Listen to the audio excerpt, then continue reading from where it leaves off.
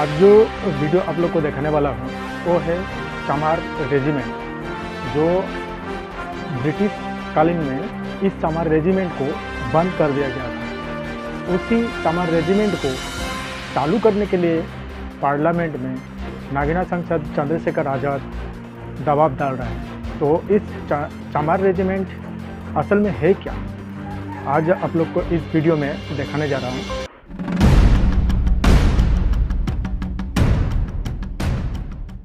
आप जब टीवी पर कदमताल करते हुए भारतीय सेना के जवानों को देखते हैं तो आपका सीना अपने आप ही चौड़ा हो जाता है। होना भी चाहिए, क्योंकि हम सब भारतीय हैं और हमें अपनी सेनाओं पर गर्व है।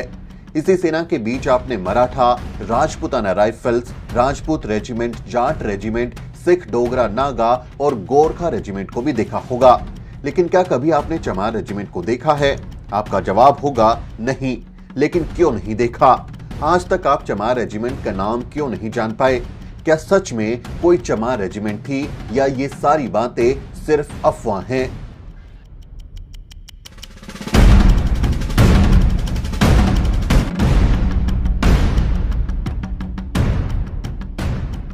एक अक्टूबर 2023 को हरियाणा के हांसी में चमारों की वीरता की सबसे बड़ी निशानी चमार रेजिमेंट के पहले स्मारक को बनाया गया। ये चमार रेजिमेंट स्मारक इतिहास के उन पन्नों को खोलता है जिनमें चमारों की वीरता की शौर्य गाथा लिखी हुई है। दूसरे विश्व युद्ध में चमार रेजिमेंट ने अदम्य साहस का परिचय दिया था। दूसरे विश्व युद्ध में बुरी तरह घिरी ब्रिटिश सरकार ने थल सेना में अलग से चमार रेजिमेंट बनाई थी। इस चमार सेना को 3 साल तक काम करने दिया गया। साल 1943 से 1946 तक चमार रेजिमेंट ब्रिटिश सेना में रही। 1 मार्च 1943 को उत्तर प्रदेश की मेरठ छावनी में यह रेजिमेंट स्थापित की गई थी, लेकिन इसका मुख्यालय मध्य प्रदेश के जबलपुर में बनाया गया था। इससे पहले 1 साल तक ये दूसरी पंजाब रेजिमेंट की 27वीं बटालियन के रूप में ट्रायल यानी कि इम्तिहान के तौर पर रखी गई थी। इसके बाद अंग्रेजी सरकार चमार सेना से इतनी खुश हुई और प्रभावित हुई कि अब उसे ये भरोसा हो चुका था कि अंग्रेजी सेना चमार रेजिमेंट की मदद से कोई भी लड़ाई बहुत आराम से जीत सकती है।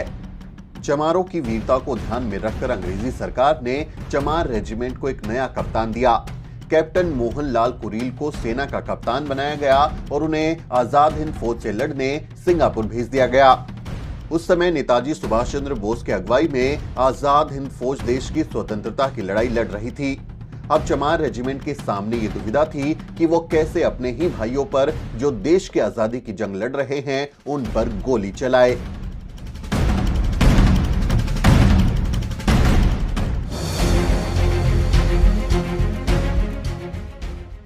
वीर चमार रेजिमेंट ने अपने ही देशवासियों को मरवाने के आदेश के चलते अंग्रेजों के साथ बगावत की और सुभाष चंद्र के साथ आईएनए में शामिल हो गई। याद रखने वाली बात यह भी है कि चमार रेजिमेंट सेना की इकलौती ऐसी रेजिमेंट है जिसने अंग्रेजों से विद्रोह करते हुए देश की आजादी में हिस्सा लिया था। इस रेजिमेंट ने अंग्रेजों के खिलाफ युद्ध कर उनके होश उड़ा दिए और देश में विद्रोह की लहर उठी। अंग्रेजों से युद्ध के दौरान चमार रेजिमेंट के सैकड़ों सैनिकों ने अपने प्राणों की आहुति दी। कुछ म्यांमार और थाईलैंड के जंगलों में भटक गए। जो पकड़े गए उन्हें मौत के घाट उतार दिया गया। कैप्टन मोहनलाल कुरील को भी युद्ध बंदी बना लिया गया। देश में अंग्रेजों के खिलाफ जबरदस्त आंदोलन हुए और हर मोर्चे पर नाकाम रहने वाली ब्रिटिश सरकार ने नेताजी सुभाष चंद्र बोस को वॉर क्रिमिनल घोषित कर दिया और उनके साथ ही चमार रेजिमेंट पर भी प्रतिबंध लगा दिया। से विधायक भी बने। चमार रेजिमेंट में हरियाणा के चुन्नीलाल, जोगीराम और धर्म सिंह भी शामिल थे। चमार रेजिमेंट के ज्यादातर वीर अब इस दुनिया में नहीं रहे, लेकिन उनकी कहानियां आज भी अमर हैं। इन वीरों के परिवार अपने पुरखों को याद करके जोश से भर जाते हैं। जिन बहादुरों की बदौलत देश को आजादी मिली, उन बहादुरों की याद में आजादी के बाद भी चमार रेजिमेंट को बहाल नहीं किया गया। हालांकि इन बहादुर जंगजुओं को दोबारा सेना में शामिल करने की मांग लगातार उठ रही है। चमार रेजिमेंट पर अब स्मारक बन रहे हैं। चमार रेजिमेंट के वीरों पर किताबें लिखी जा रही हैं और इन पर पीएचडी भी हो रही हैं।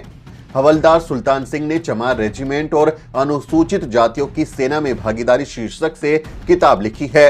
दूसरी किताब सतनाम सिंह ने चमार रेजिमेंट और उसके बहादुर सैनिकों के विद्रोह की कहानी उन्हीं की ज़बानी नाम से किताब लिखी है। जैसे जैसे इतिहास बाहर आ रहा है, वैसे वैसे इस रेजिमेंट को बहाल करने की मांग भी तेज हो रही है। सियासी हलकों में भी ये आवाज उठती रही है। राष्ट्रीय अनुसूचित जाति आयोग भी इसका संज्ञान ले चुका है। दरअसल जानकारों का मानना है कि दलित किसी भी विषम परिस्थिति में रह लेते हैं। जातिवाद के कारण उन्होंने जाने कितनी ही पीड़ा झेली है। उतनी कठिनाइयों में शायद ही कोई और जीवन जी सके जितनी कठिनाइयों में ये लोग रहते हैं। फिर भी इनकी रेजिमेंट सेना में बहाल क्यों नहीं की जा रही? आजादी के बाद से चमार रेजिमेंट बहाल किए जाने की आवाज कई बार उठाई गई, लेकिन हर बार ये आवाज दब कर रह गई।